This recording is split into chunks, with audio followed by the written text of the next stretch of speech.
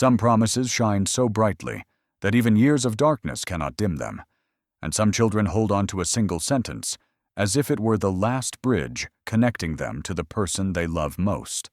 On the morning her father vanished, Adanna did not know life was shifting beneath her feet. But she felt the tremor of a fate reshaping itself in the silence he left behind. And from that day forward, she learned that hope can be both a lifeline and a wound that never stops aching.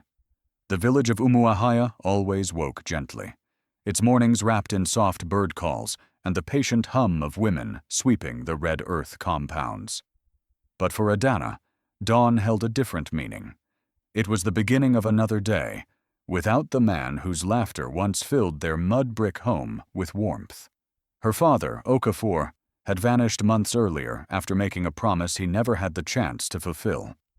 He had said, with a calm certainty that wrapped her small world in safety, that he would return with opportunities that would lift their family out of the struggle tightening around them. She had believed every syllable, not because she was naive, but because her father had never spoken lightly. His words carried weight, intention, and truth, or so she thought. Each evening, when the sun stretched long shadows across the village, Adanna walked to the baobab tree that stood alone at the far end of the open field. It was the oldest tree in Umuahia, rumored by elders to remember every story whispered beneath its enormous branches. To Adanna, it felt like the only place that still held her father's presence. She would sit at its base with her knees drawn close, tracing circles in the dirt while waiting for the footsteps she had memorized, long before she could even pronounce his name properly. The tree became the sanctuary where her hope lived, and she guarded it with the devotion only a child's heart could sustain. Her mother, Neka, watched quietly from a distance, carrying her own grief with the steady strength of women who have learned to bend before life, but not break. She never discouraged Adanna from waiting. She simply let the girl cling to what little certainty remained in their fractured world. Yet the villagers had begun whispering in the markets, their words floating with uninvited concern. Some said Okafor had abandoned them, seduced by city dreams that swallowed men whole. Others believed misfortune had taken him, and the silence surrounding his disappearance was a sign no one wished to interpret aloud. Those whispers crawled through the cracks of their home, and though Neka tried to keep them from reaching her daughter's ears, Adanna was old enough to sense when a truth was being protected from her. Still, she refused to surrender the small flame of hope her father had left behind. Some evenings, she spoke to the baobab tree as if speaking to him, telling it about her day, about the meals she helped her mother prepare, about the other children in the village whose fathers returned each night with dusty feet and familiar smiles. Sometimes her voice wavered, trembling at the edges, but her determination never fractured. She believed her father's promise was a path he would eventually follow home, no matter how long the world held him away. Yet something within her slowly began to shift. She noticed the way her mother's eyes lingered too long on empty doorways. She saw how the neighbors fell silent whenever she approached. She felt the heaviness of days repeating themselves without a sign, a clue, or a reason. And though she clung to the memory of her father's voice, a quiet unease crept into her heart, an unspoken question she did not dare ask aloud. But children grow sharper in the presence of grief. Adanna began to understand that there were truths adults hid behind forced smiles and carefully chosen words. She sensed that her father's absence was not simply a delay, not a harmless deviation from routine, but a rupture in the world she had once believed was unbreakable. The promise he left behind still glowed inside her, but now it glowed with a strange mixture of hope and fear that she might be holding on to a story the world had already given up on. Yet she waited, night after night, beneath the baobab tree, determined to protect the last piece of him she still possessed. And as she waited, something deeper took root inside her, a resolve shaped not by certainty, but by longing, a strength she did not yet recognize as the beginning of her destiny. But as another month slipped quietly into the next, a rumor began drifting through the village, a rumor carrying the first fragile thread of truth about the man who had vanished into silence. What would Adanna discover when that thread finally reached her hands?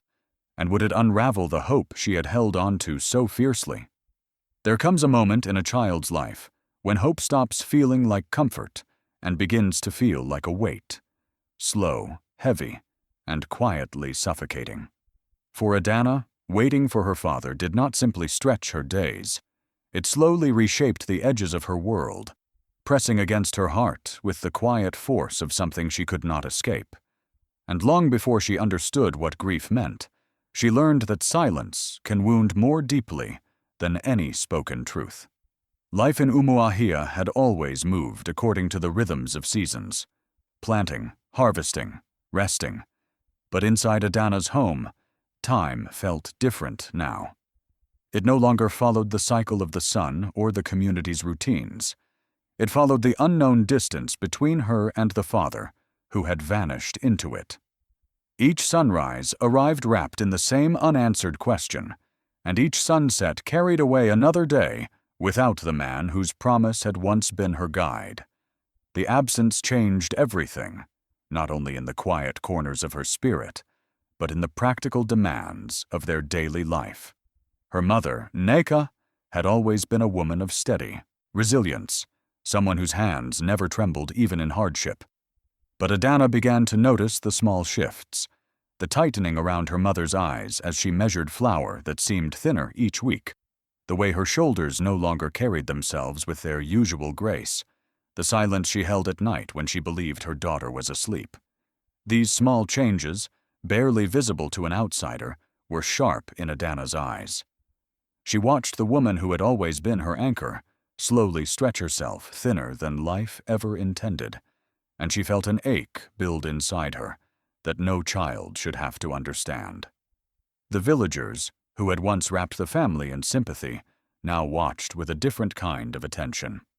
Their glances held questions they were too polite to ask, doubts they were too careful to speak aloud. Some believed Okafor had found a new path in the city, one that did not include the family he left behind. Others quietly insisted that no man could remain away so long without something terrible preventing him from returning. Their whispers drifted through market stalls and narrow paths, weaving themselves into the air like threads of a truth that refused to stay hidden. And though they tried to shield Adanna from these murmurs, they settled around her like dust she could not brush away. Determined to help her mother, Adanna began seeking ways to lighten the load that pressed down on their home. She learned to weave small bracelets from brightly dyed threads, each knot tied with more care than the last. She carved miniature wooden animals shaped from soft forest wood, smoothing every edge until it felt warm beneath her fingertips. She molded small clay figures, letting her imagination form expressions she hoped would draw the attention of buyers. When she carried her crafts to the bustling market, she did so not with the confidence of a vendor, but with the hopeful determination of a child trying to rebuild something bigger than herself. The marketplace became her quiet battlefield. The air was filled with the scent of roasted groundnuts and fresh palm wine, the chatter of sellers calling out to customers, and the rhythmic thumping of pestles against yam in distant compounds. Adanna laid her crafts on a folded cloth, arranging them with meticulous care. She greeted villagers with a polite nod, her voice soft but steady as she explained the meaning behind each piece. Some customers bought out of kindness, others out of respect for her effort, and a few because her delicate work genuinely captured their admiration. Each coin she earned carried a meaning far beyond its small weight. It felt to her like a step her father would have been proud of. But with every coin came a deeper understanding that waiting was no longer an act of hope alone. It had become a burden she carried in silence. Nights grew heavier. She would return home exhausted from the market, only to slip out again toward the baobab tree, where her heart still lingered in the shadows of memory. Sitting beneath its vast branches, she would feel the full stretch of longing pulling at her chest, a longing so fierce it left her breathless. She clung to hope, even as it transformed into something sharp, something that cut deeper with each passing day. Still, she refused to let go. Waiting had become part of her identity, part of the promise she felt responsible for keeping alive. But beneath her unbroken loyalty, an unspoken question began to tremble. What if the promise had already collapsed long before she was ready to face the truth? And just when her resolve began to crack beneath the quiet weight of doubt, a stranger stepped into the village, carrying news wrapped in a truth no one had expected. What revelation was about to descend on her world? One powerful enough to shatter the very hope she had built her childhood around. Some truths do not roar into a life with thunder or spectacle. They slip in quietly, almost politely, and still manage to break everything they touch. And sometimes the sharpest heartbreak is carried not by a person, not by a voice, but by a thin envelope that looks too small to hold the weight of a future being rewritten. For Adanna, the day the letter arrived felt eerily calm, as though the world itself had paused to prepare her for a truth capable of shattering the last fragile strand of her childhood. The morning began like any other, sunlight filtering through the raffia roof, the distant chatter of women returning from the stream, and the familiar smell of wood smoke rising gently from nearby compounds. Nothing in the village hinted at the storm quietly making its way toward her. Adanna had spent the early hours helping her mother grind maize, her small hands moving in steady rhythm, her thoughts drifting toward the baobab tree, where she intended to wait again that evening. She was learning to carry her hope with discipline, almost like a secret task she must fulfill daily. Her father's promise still lived within her, even if her belief had softened into something quieter, more cautious. Then the messenger arrived. It was rare for anyone in Umuahia to receive written letters, rarer still for such letters to be addressed to families like theirs. The man approached their compound with careful steps, carrying an envelope sealed in a manner too formal for village concerns. Nneka stepped outside first, her face composed yet curious, and when the messenger handed her the letter, her hands faltered for the first time in months. Something in the handwriting, familiar yet unsettling, seized her breath. Adanna felt an inexplicable tremor move through her body, as though the air itself had thickened. Her mother did not open the envelope immediately. She retreated inside, sinking slowly onto the wooden stool near the doorway, turning the letter over in her hands with a reverence usually reserved for sacred objects. Adanna moved closer, sensing the fear settling in her mother's bones. And when Nneka finally broke the seal with trembling fingers, the world seemed to exhale sharply. Inside the envelope was a neatly folded sheet of paper, filled with her father's handwriting, yet the words belonged to someone else. The letter had been written by a man in the distant city where her father had gone to seek work. He explained with a careful gentleness that offered no comfort that Okafor had fallen ill months earlier and had passed away shortly after, leaving behind only a few possessions and the dreams he often spoke about to his co-workers. The man had gathered what little he left, notes, sketches, and unfinished plans, and sent them home in hopes that the family would find strength in them. Nneka held the letter against her chest, her eyes closing as though the truth had struck her with a force too heavy to bear. But Adanna stood frozen, her mind spiraling through disbelief, confusion, and a numbness she could not name. Her father had been gone all this time, not lost, not delayed, not making his way home, but gone in the most final sense of the word. The promise she had protected so fiercely suddenly felt like a fragile vessel that had cracked from inside. Waiting would no longer bring him home. The baobab tree, once her sanctuary, now felt like a witness to a hope that had silently died weeks before she knew it. Yet as grief settled over her, something else pulled her attention, a stack of pages tucked inside the letter. She unfolded them slowly, revealing her father's handwriting, raw and unfinished. They were notes of dreams he had hoped to build one day, sketches of a small workshop, ideas for trading, plans for lifting their family beyond survival. Each line carried his voice, his intentions, his belief in a future he had been too determined to share with them. The dreams were not polished or complete, but they pulsed with a sincerity that wrapped around her heart.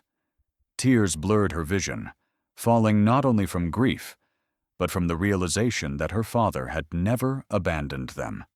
He had fought for a future he never lived to see, and in those pages lived the last fragments of him, pieces of ambition, love, and responsibility that survived his absence. It was in this moment that Adanna felt a shift deep within her, something fierce and quietly awakening. But buried in those scattered notes was a single detail, a line almost too easy to overlook, that carried a meaning powerful enough to transform her grief into determination. What secret within that letter would ignite a fire in Adanna, a fire no tragedy could ever extinguish? There are sorrows that crush a spirit, and there are sorrows that sharpen it, quietly, steadily, until pain reshapes itself into direction. Sometimes the heart, broken open by loss, becomes the very map the future has been waiting for. And in the days after learning the truth about her father, Adanna discovered that grief not only wounds, it points, it guides, it reveals paths she never knew were meant for her feet. The letter that carried her father's final story remained on the wooden table inside their small home, folded carefully beside the stack of handwritten plans he left behind. Those pages, worn from travel and marked by hurried strokes of pen, became the only bridge she had left to the man she loved. For days, Adanna returned to them with a reverence she had never felt for anything before. She would sit in the dim light of early morning, tracing the lines he had drawn, as if by running her fingers across them, she could bring his presence closer, even if only for a moment. The weight of loss sat heavily on her chest, but woven through that sorrow was a stirring, a fragile awakening she had not expected. Her father's sketches were far more than outlines for a small workshop. They were fragments of a vast vision, one he had dreamed not only for his family, but for the many rural households whose struggles mirrored their own. He had drawn routes connecting villages to towns, markets to farmlands, producers to buyers. His handwriting explained how a network of honest trade could empower families who had long been overlooked, how it could reshape entire communities if given the chance. Each page revealed a man who had dreamed in detail, who had imagined a world built not from wealth, but from fairness, dignity, and opportunity. As Adanna read through his notes, something inside her shifted. The grief that had threatened to overwhelm her began to settle into something quieter, more focused. She saw not only the father she had lost, but the future he had envisioned, a future that needed someone to carry it into the world. The realization struck her with a clarity that left her breathless. She could not bring him back, but she could bring his dream forward. It was not a burden, not a duty, but a calling shaped from the love he had left behind. Her mother noticed the change almost immediately. Grief still lived in Adanna's eyes, but beneath it grew a new steadiness, a composure that softened her movements and strengthened her spirit. She spent evenings poring over the pages, studying the roots, memorizing the calculations, and asking questions only the determined dared to ask.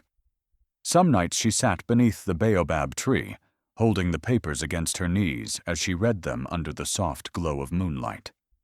It was there, in the place where she had once waited for him, that she began to realize she was no longer waiting for a return. She was preparing for a beginning. The sketches became her teacher. The plans became her guide. And with each passing day, she carried her father's voice more clearly within her, not as a memory, but as a direction. She understood now that honoring his promise did not mean clinging to the past. It meant walking forward into a future he had carved from hope. She would not allow his dreams to die, simply because he could no longer bring them to life himself. The more she studied the plans, the more she recognized the scale of what he had envisioned. It was not something she could build from inside the quiet borders of her village. The roots stretched far beyond Umuahia, reaching into towns she had never visited, markets she had only heard about in stories. Her father had imagined a network that connected people across distances, and to honor him, she would have to leave the familiar world she had always known. This understanding settled in her chest like a truth she could no longer ignore. Remaining in the village meant allowing the dream to stay trapped on those pages. Venturing out meant stepping into uncertainty, with nothing but determination and a handful of ideas drawn by a man whose faith she now carried as her own. The decision frightened her, yet it also filled her with a quiet courage that felt like her father's hand resting gently on her shoulder. She knew her life would no longer be defined by waiting beneath the baobab tree. It would be defined by movement, by purpose, by a fire rising slowly from the ashes of her grief. She understood, perhaps for the first time, that destiny often reveals itself in the spaces where sorrow and hope meet. And now, as she looked at her father's papers spread across the floor, she felt that destiny calling her forward with a certainty she could not refuse. But embracing that destiny required a leap far greater than she had ever taken. One bold step that would remove her from the only world she had ever known. What decision would she make that would thrust her into a journey capable of reshaping not only her life, but the lives of countless others? The world she ran toward did not greet her with open arms or the warmth of promised opportunity. It received her with a silence so vast it felt almost intentional. Cities have a way of stripping illusions before dreams even have time to breathe. And for Adanna, the moment she stepped onto its crowded streets, she understood that destiny did not unfold gently. It arrived cold, demanding, and indifferent to the pain carried by those who sought refuge in its shadows. The city of Enugu spread before her like a restless giant, alive with noise, ambition, exhaustion, and a rhythm that refused to slow down for anyone. Its wide roads pulsed with honking vehicles weaving between impatient pedestrians. Market stalls overflowed with goods from distant regions. Skyscrapers stretched into the sunlight, promising opportunities that felt far away from the dusty paths of her home village. Yet the very magnitude of it all made her feel small, as though she had stepped into a world that had been rushing forward long before she found the courage to chase it. Her arrival was not marked by celebration or a welcoming embrace. There was no guide waiting to show her where to begin, no friend offering a place to stay. She stepped into the city, carrying nothing but a cloth bag filled with her father's plans, a handful of coins, and a determination shaped by grief and unwavering purpose. The first nights were the hardest. She slept in crowded hostels squeezed between travelers who carried their own storms. The mutter of voices, the rumble of generators, and the weight of uncertainty pressed against her spirit. Yet every sunrise reminded her why she had come: to bring her father's unfinished dream into the world. She took whatever work she could find. Some days she carried goods for market women whose baskets seemed heavier than the heat of the sun. Other days she wiped tables in small eateries, learning how businesses operated, not from books or classrooms, but from the messy, unpredictable rhythm of daily survival. She watched the owners negotiate prices, calculate profits, and manage workers with a precision she had only glimpsed in her father's notes. The city became her teacher, impatient, unstructured, and harsh, yet offering lessons no village could provide. What surprised her most was how quickly she adapted. She learned which streets slowed with traffic at mid-morning, where vendors sourced their produce, which shops attracted customers because of trust rather than merchandise. She observed the way traders calculated loss before profit, the subtle strategies hidden in casual conversations, the silent negotiations carried out through gestures alone. Each day added another layer to her understanding, sharpening her senses until she perceived patterns most overlooked. But the city demanded more than endurance. It demanded sacrifice. There were evenings she returned to her hostel with aching feet and a hunger that stretched deeper than her stomach. There were mornings when exhaustion clung to her bones, urging her to rest, but necessity pushed her forward. She sacrificed comfort, sleep, and the innocence of believing success was simply about hard work. She learned that survival also required strategy, awareness, and the resilience to stand firm when the world felt too large to hold. Yet even in the midst of struggle, small victories found her. The women she helped at the market began trusting her with tasks that required precision and reliability. A shop owner she assisted occasionally allowed her to watch him tally his accounts. A young courier taught her the fastest routes between business centers. Slowly, she pieced together fragments of knowledge that aligned with the vision her father had left behind. The city did not warm to her quickly, but it did not reject her either.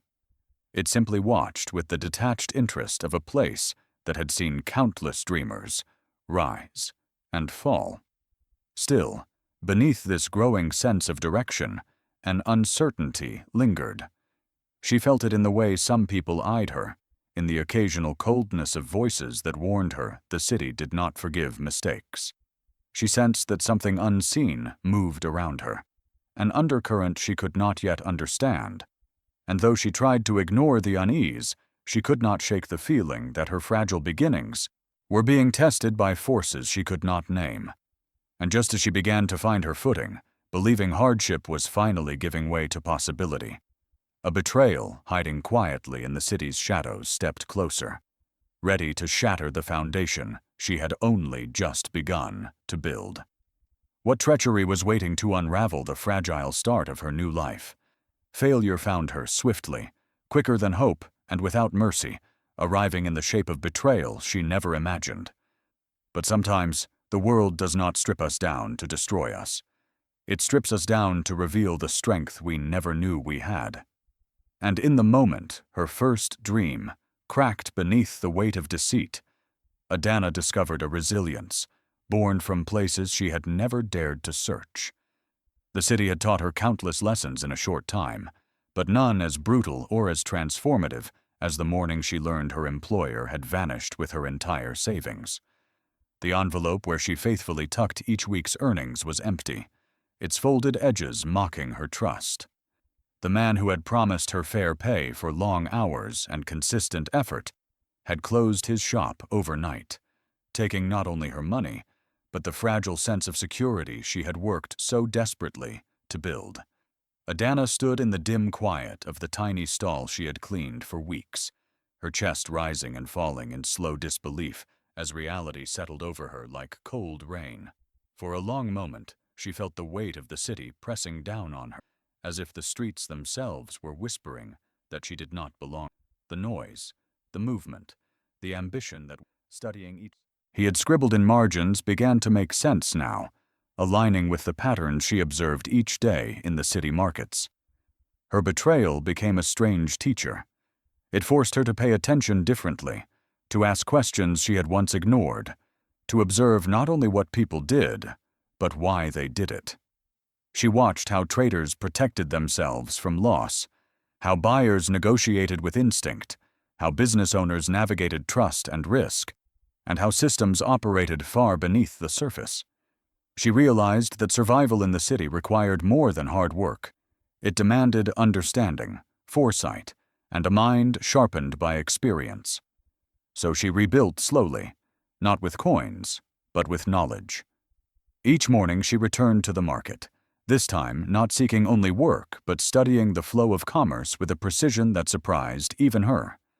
She memorized which areas attracted crowds, which stalls struggled, which products sold fastest at different hours. She listened to conversations between vendors, the subtle signals exchanged between buyers, the quiet negotiations that revealed more about human behavior than any written instruction ever could. Her father's notes became a blueprint for seeing the city differently. Every observation she made connected to something he had once written. She realized that his dream was not simply a plan, it was a way of understanding the world. And the more she learned, the more her confidence returned, rising quietly beneath her grief, anchoring her to a new sense of purpose. The city had stripped her down, but in doing so, it had cleared the space for a fire she could no longer hide. Still, she kept her brilliance tucked close to her heart. She did not boast. She did not seek recognition. She simply learned, listened, adapted, and grew, becoming more than the city expected from a girl who had once arrived with nothing but a cloth bag and a promise. But brilliance, no matter how carefully hidden, still carries its own light. And as she sharpened her mind in silence, someone unexpected began to notice the depth she tried so hard to conceal. Who was watching her transformation with an interest that would soon change everything? Some encounters do not arrive with fanfare or fate's loud announcement. They arrive quietly, through the eyes of someone who sees possibility where the world only saw struggle.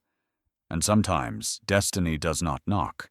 It simply pauses beside you, recognizing a fire you have not yet realized is burning. That was how Adanna's turning point entered her life. Not with grand gestures, but with a gaze sharp enough to read the potential she tried so carefully to hide. The market had become her classroom, a place where she studied human behavior with the thoroughness of someone who knew that understanding the world was her only path forward. She observed the rhythms of trade, the subtle hierarchies between vendors, the unspoken agreements that shaped the movement of goods and money.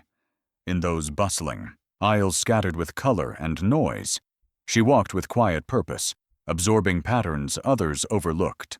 And though the weight of past betrayal still lingered in her eyes, something new had begun to carve its way into her spirit. A steadiness, a sharpened calm, a sense of direction born from the knowledge she gathered in silence.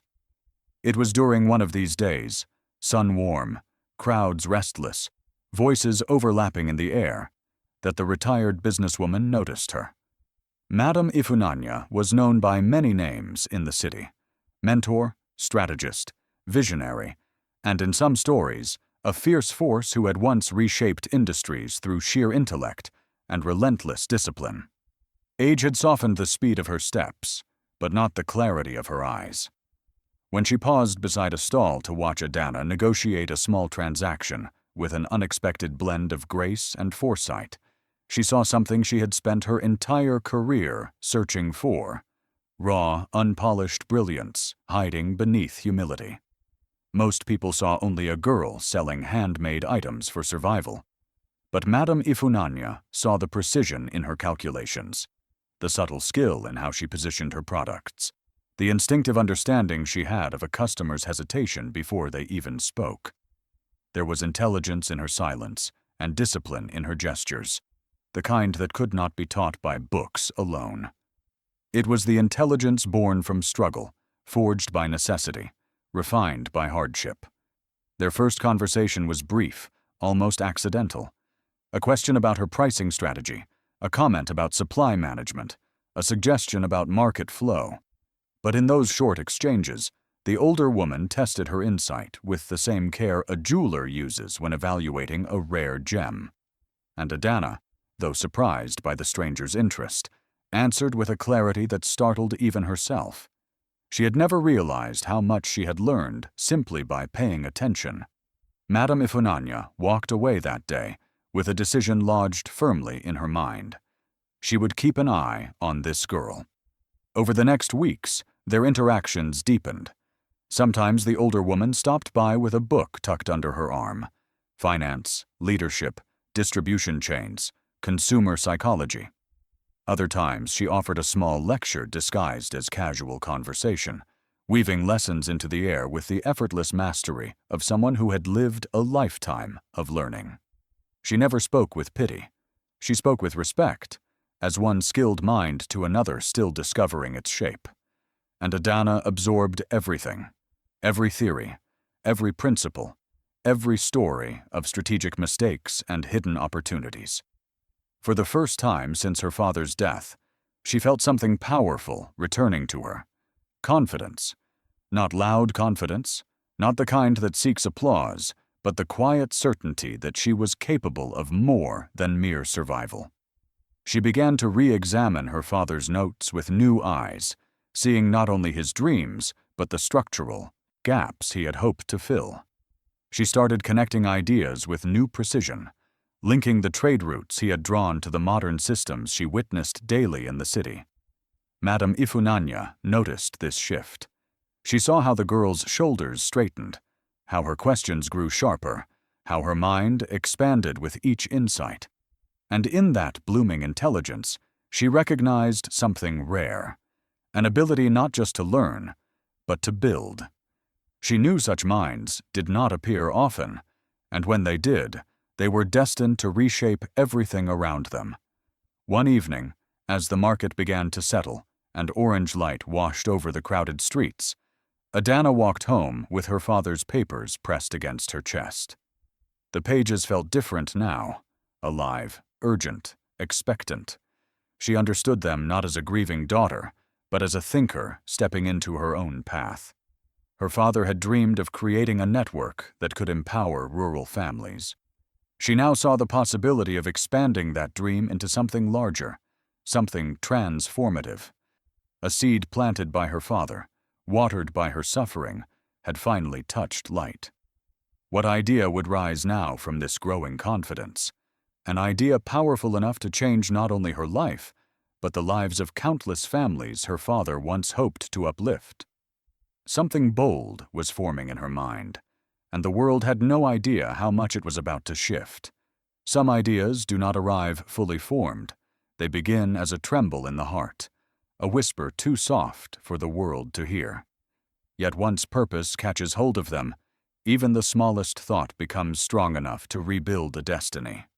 And for Adanna, the vision that awakened inside her felt less like ambition and more like a calling she had been preparing for her entire life.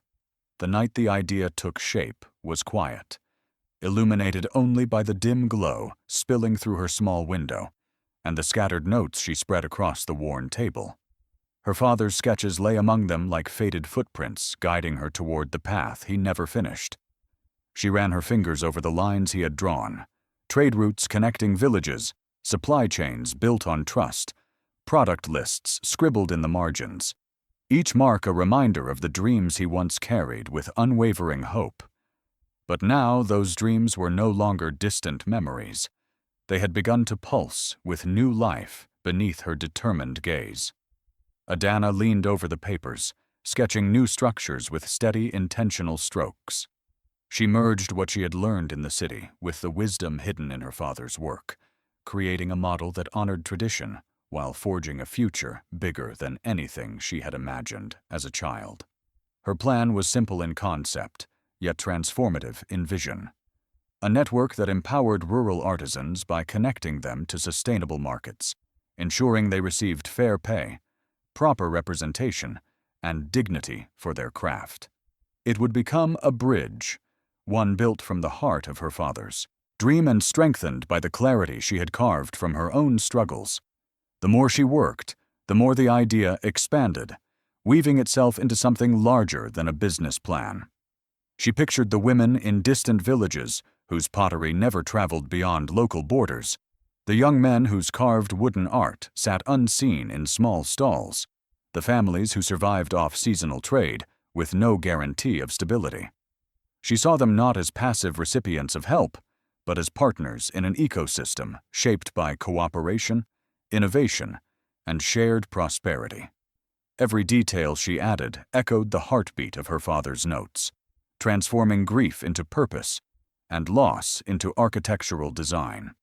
Days blended into nights as she refined the model, adjusting supply cycles, identifying potential markets, sketching packaging designs, and outlining training programs for artisans who had been overlooked for too long.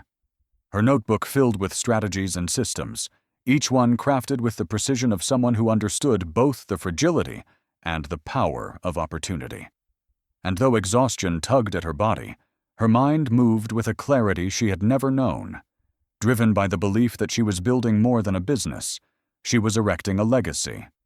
But when she stepped into the world of investors, her vision collided with the harshness she had worked so hard to overcome. She stood confidently in front of polished desks and stern expressions, presenting her plan with calm determination. She explained the social impact, the economic potential, the structure that guaranteed sustainability. Yet as she spoke, she watched doubt settle into the faces before her, not because her idea lacked strength, but because she lacked the pedigree they believed necessary for innovation. They saw only a young woman from a forgotten village, a girl with no degrees, no connections, no background shaped by privilege. Their dismissals came cloaked in polite language, phrases like too ambitious, financially unrealistic, needs experienced leadership. But beneath their careful words lingered a truth she felt deeply. They could not imagine greatness blooming from the soil she came from. Each rejection pressed against her ribs with familiar weight, echoing the doubts others had thrown at her father years before. Yet this time, she did not let the disappointment take root. Her resilience had been sharpened too many times to break now. Instead of retreating, she returned home and refined her plan again. She studied gaps investors claimed were weaknesses, strengthening each one with data and insight. She reworked cost structures, added projection curves, and deepened her understanding of supply chains until her arguments grew undeniable. Every rejection became a stone in her foundation, forcing her to build with greater precision, greater clarity, greater resolve. Her determination did not crack. It crystallized. The world had not yet recognized the force she was becoming, but somewhere deep inside, she felt the shift, an understanding that ideas rooted in purpose could outlast even the harshest dismissals. And although the doors she knocked on remained closed, she sensed that she wasn't as alone as she once believed. What she did not know was that someone had been watching quietly, studying the brilliance hidden behind her persistence. Someone who would soon step forward with a belief strong enough to unlock the future others refused to see. And when that moment arrived, it would alter the course of her destiny forever. Some moments do not announce themselves with grand music.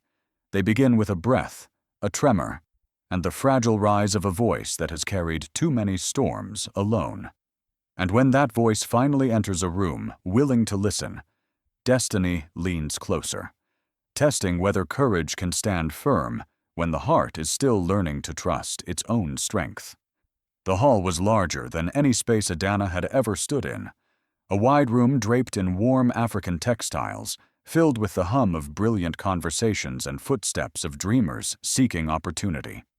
The Entrepreneurship Forum had gathered some of the most respected thinkers, investors, and innovators from across the region. Yet as she stepped forward to present her vision, the room felt unbearably intimate, as though every corner held the memory of the struggles that had carried her to this moment. She could feel her father's sketches resting safely in her folder, not as relics of grief, but as anchors steadying her breath. The microphone felt cool in her hands, and for a heartbeat, silence pressed against her ribs, as if waiting to decide whether she belonged. When she finally began to speak, her voice trembled, not from fear of rejection, but from the weight of finally giving shape to a dream that had lived inside her since childhood. She spoke slowly at first, allowing her words to settle into the air with measured precision. But as the rhythm of her vision took hold, her tone grew steady, shaped by months of studying markets, years of observing inequity, and a lifetime of holding faithfully to a promise her father never had the chance to fulfill. She described not just a business model, but a movement rooted in restoring dignity, amplifying talent, and connecting rural artisans to markets that would finally honor their worth. The audience, which had once been restless with scattered conversations, began to quiet in a way she had never witnessed. It wasn't the silent courtesy offered to a timid speaker. It was the focused stillness that emerges only when minds recognize authenticity, clarity, and depth woven into every sentence. Heads tilted forward, pens paused mid-sentence. Eyes followed her movements with the slow, deliberate attention reserved for voices that carry truth rather than performance. And in that growing stillness, something inside Adanna shifted. The trembling faded, her spine lengthened, and for the first time, she felt the power of being truly heard. As she unveiled the structure of her trade network, complete with supply chains mapped across regions, a system of ethical pricing, training modules for artisans, and projected long-term sustainability, she watched the expressions in the room evolve. Skepticism softened, curiosity sharpened, respect, cautious at first, began to form in the eyes of people who had dismissed countless proposals before hers. Her father's dreams were no longer whispers in her memory. They stood tall beside her, strengthened by the innovations she had forged from her own journey. When she finished, the silence that followed was not empty. It pulsed with possibility. Then slowly, applause rose from the back of the room, spreading like a tide until the entire hall echoed with a sound that felt almost unreal. She lowered her gaze, not in humility alone, but in reverence for the moment she had long imagined, yet never fully believed she would reach. It was more than approval. It was validation carved from every hardship she had endured. Among those who approached her afterward was a prominent investor known for his precision, integrity, and unwillingness to support ideas lacking depth. He extended his hand with a respect that startled her, his eyes reflecting not charity, but recognition.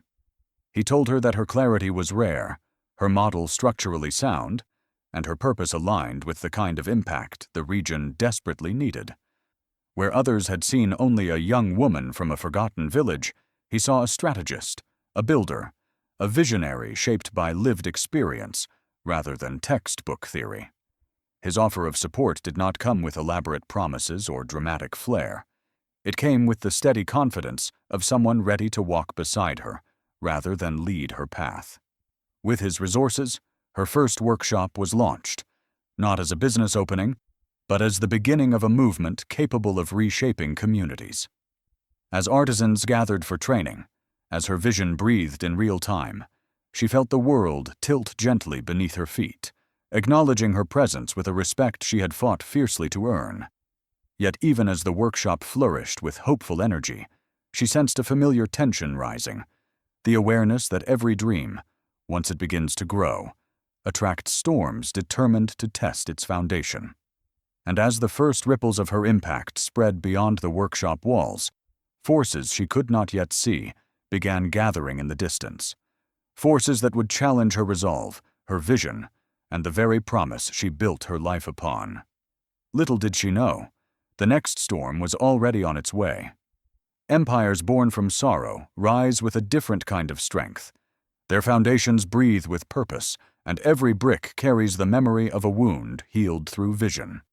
And as Adanna stood at the heart of her growing enterprise, she understood for the first time that pain, when shaped with intention, could become the soil from which futures ascend. Her trade network began humbly, just a few artisans, a small rented space, and a handful of buyers willing to give her dream a chance. Yet the structure she built carried the discipline of someone who had studied both scarcity and opportunity with equal clarity. What began as a modest collaboration soon stretched into a web of connection, linking villages that had long been isolated from markets beyond their borders. Families who once relied on irregular seasonal income now found themselves part of a system that empowered their craft, honored their skill, and offered them dignity the world had often refused to acknowledge. Adanna traveled frequently, moving between dusty roads and bustling towns, listening to the stories of potters, weavers, woodcarvers, and farmers whose talents had survived despite generations of struggle. She did not arrive as an outsider or a savior. She arrived as a partner with open eyes and respectful intentions. Each step of expansion reflected her father's spirit, woven into her own growing maturity. She reinvested profits not into luxury, but into the lifelines communities needed most. Learning centers emerged in regions previously forgotten, offering training that refined raw skill into market-ready craftsmanship. Small business workshops blossomed under her guidance, helping artisans understand pricing, branding, and long-term sustainability. She partnered with local educators to introduce financial literacy programs designed for families who had never before held steady income. Every initiative was a thread pulling her empire together. Not an empire of wealth or status, but an empire rooted in upliftment, structure, and human possibility. Her leadership carried a quiet steadiness that set her apart. She did not command rooms with volume or intimidation. She guided them with clarity, logic, and a reverence shaped by every hardship she had once endured. Employees admired her discipline, customers respected her transparency, and communities trusted her because she never forgot where she came from or why she began.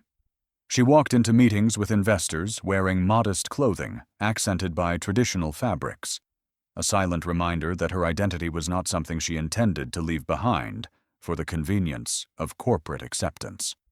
Her humility became her strength, her consistency became her signature, and her results became her undeniable proof. Over time, people began calling her the daughter who kept a promise. It was a name whispered with admiration in villages where her father's memory lingered, a name spoken with gratitude in markets where artisans displayed their creations proudly, and a name printed in newspapers that celebrated her rise as one of the most influential young entrepreneurs in the region. But for Adanna, the title meant something deeply personal. It was a reminder that she had carried her father's voice through every storm, nurturing his unfinished dream until it grew into something powerful enough to touch thousands of lives. Yet success, even the kind rooted in integrity, brought challenges she had not anticipated. The more her network expanded, the more responsibilities accumulated. She found herself navigating complex negotiations, managing supply fluctuations, and balancing the demands of rapid growth. Investors expected faster results, communities looked to her for solutions, and workers relied on her stability. She managed each challenge with strategic calm, but beneath her composed exterior lingered a question she had never found the courage to face. Could she continue building forward without first healing what lay behind? Because no matter how many milestones she reached, one truth remained quietly anchored in her heart. The story that had shaped her still held an unfinished chapter. The village she left behind, the baobab tree where she once waited for her father, the silence that carried his absence. All of it lived within her like a paused breath. She had built an empire, yes, but some part of her spirit remained tethered to the place where her journey began. And destiny, ever watchful, knew it was time for the circle to return to its beginning. What she could not yet sense was the quiet pull beginning to form, a call from her past rising steadily beneath her triumphs, preparing to draw her back to the soil that had shaped her first promise. And when that call arrived, it would demand a confrontation she had spent her whole life avoiding. There is a different kind of trembling that fills the heart when a person returns not as who they were, but as who they fought to become. And as Adanna's feet touched the familiar red earth of her village, it felt as though the land itself paused, recognizing that the girl who left in longing had returned shaped by fire, purpose, and the weight of a promise fulfilled. The journey home unfolded beneath a sky that seemed gentler than she remembered, as though the heavens themselves softened in honor of her return. As the familiar outline of the village appeared beyond the stretch of baobab trees, a wave of emotion rose within her, gratitude, grief, pride, and an ache that reminded her she had never fully left. Every step carried echoes of her childhood, the laughter of children running barefoot, the rhythmic pounding of fufu from distant courtyards, the scent of roasted maize drifting through the air. Yet everything felt transformed, not because the village had changed, but because she had arrived carrying an entire legacy on her shoulders. Her purpose for returning was inscribed deep within her heart. She had come home to build a community hub, an educational and economic center inspired by her father's sketches, a place where dreams could grow without waiting for the world to approve of them. It would be named in his honor, not as a monument of grief, but as a living bridge connecting past and future. And as she approached the center of the village, the murmurs began to rise, traveling through the gathering crowd like a ripple of disbelief. Faces she remembered from childhood emerged from homes and market stalls. Men who once brought goats to her father for trade, women who braided her hair during village festivals, elders who had watched her wait each evening beneath the baobab tree with a loyalty that broke their hearts. They stood now, in stunned silence, trying to reconcile the shy girl who once clung to hope with the woman stepping confidently before them, her presence shaped by years of discipline, sacrifice, and quiet triumph. The sight of her triggered memories in their eyes. The small girl who refused to stop believing, the child whose waiting became the village's unspoken sorrow. And now that same child returned as a leader. Her mother moved through the crowd with steps that trembled with pride. The lines on her face, carved by hardship and endurance, seemed to soften as she embraced her daughter with a tenderness held back for too many years. In that embrace, Adanna felt the weight of all their silence, all their suffering, and all the dreams they had buried to survive.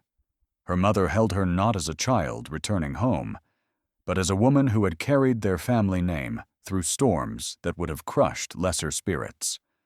For a moment, time stilled around them, honoring the reunion of two hearts long separated by grief but reunited by purpose. The villagers circled around her as she lifted her gaze toward the baobab tree, the silent witness of her childhood waiting. Standing before it now, she understood fully why she had built her empire the way she did, why she had chosen to honor artisans, uplift communities, and carry her father's dream forward.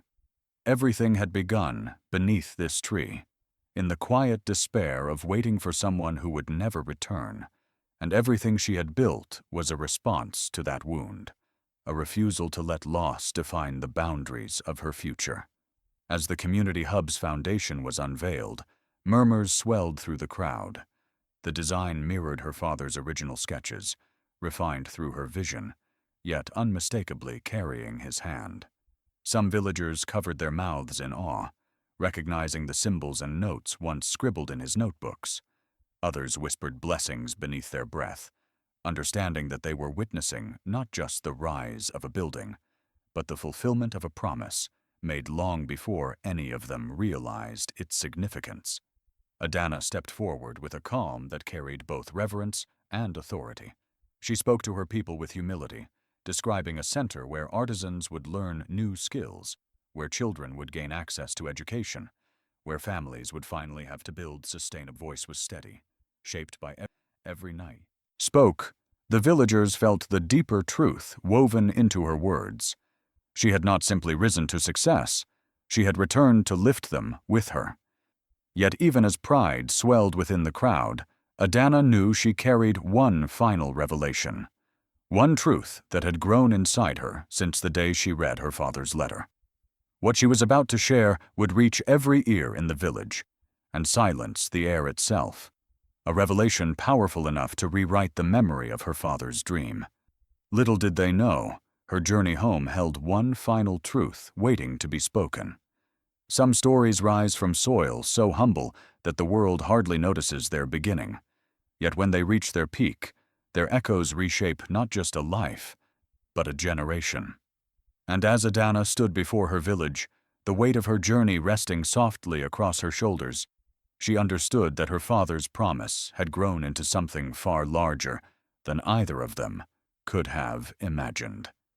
The crowd gathered around her with breathless anticipation, the afternoon sunlight casting warm shadows across faces filled with pride, curiosity, and a reverence reserved for moments that shift entire communities. Adanna took a slow breath, letting the silence settle long enough for every heart to lean closer.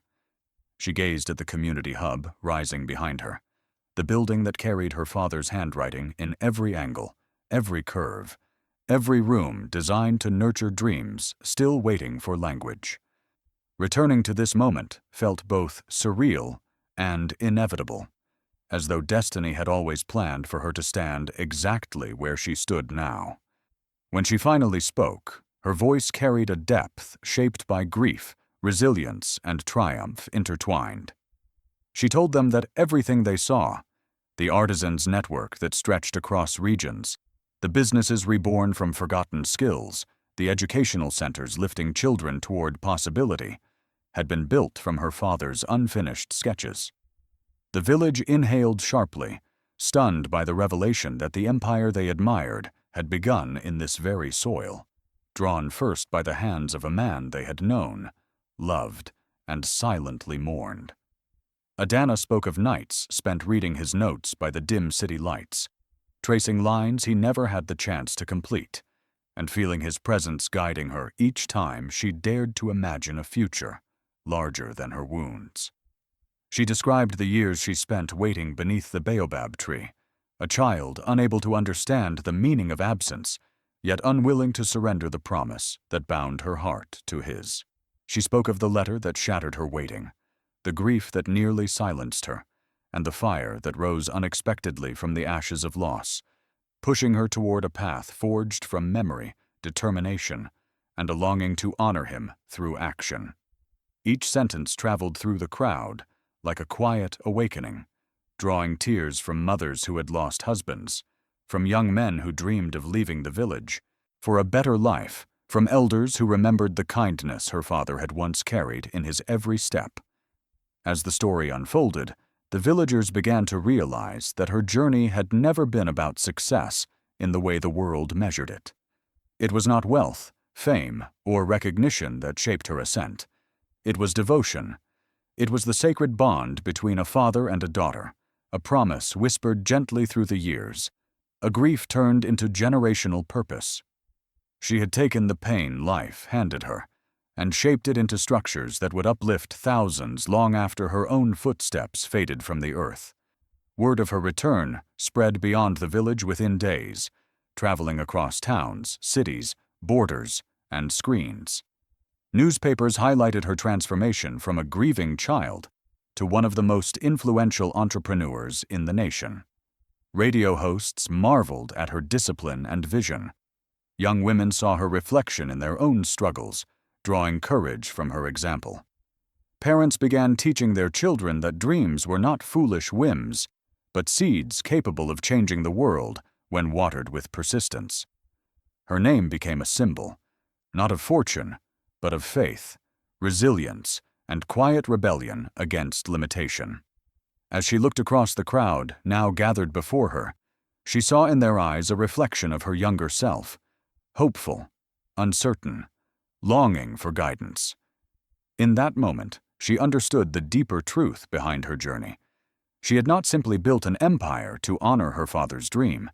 She had built a pathway for others to discover their own.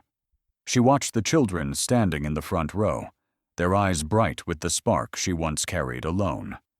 Her heart swelled at the thought that her father's promise had not ended with her. It had become a torch extending into the hands of future generations. The breeze shifted gently, brushing her face as though carrying her father's blessing, lifting the edges of her dress and rustling the leaves of the baobab tree standing behind her, like a quiet guardian. She felt a profound stillness settle into her spirit, a sense of closure, expansion, and belonging merging into one timeless moment.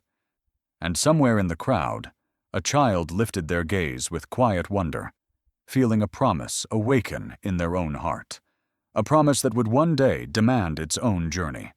For destiny, after all, is always listening. And the next story was already beginning. If Adanna's journey stirred something quiet within you, let your voice join the story. Share your thoughts below, your struggles, your dreams, the promises you still hold on to, because someone out there may rise through your words. If her strength inspired you, tap the like button and let it echo across this community. Subscribe and stay with us, because the next story may be the one that awakens your own destiny.